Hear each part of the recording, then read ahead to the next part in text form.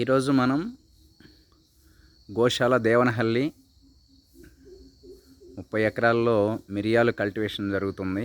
చాలా అందంగా, చాలా స్పష్టంగా, చాలా పుష్కలంగా మొత్తం కూడా మనకి ఇవన్నీ మిరియాల గుత్తులే. చాలా చక్కగా బ్రహ్మాండంగా కూడా మనం మిరియాల గుత్తును చూడొచ్చు. గుత్తులుగా మొత్తం కూడా మనకి మిరియాలే కనిపిస్తాయి.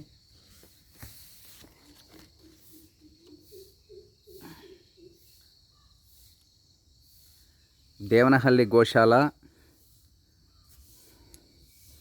Himalaya Swamiji. This is very useful. Everyday మన కిచెన్లో ఉపయోగించే ఔషధాలయం లాంటిది. కిచెన్లో ఉపయోగించే మిరియాలు అనేవి ఎంత చక్కగా, ఎంత బ్రహ్మాండంగా ఇక్కడ బెంగళూరుకి సమీపంలో కల్టివేషన్ జరుగుతుంది. ఇక్కడ 300 పైగా గోవులు బ్రహ్మాండంగా, భగవంతుడు తిరిగిన గోచర భూమి ఇదంతా కూడా. గోవులు ఆయన పరిపాలించినట్టు కాటమరాజు స్వామి వారు. ఒక విశేషమైన భూమిలో మనందరం ఉన్నాం. ఇది చాలా అందంగా, బ్రహ్మాండంగా తీర్చిదిద్దబడింది.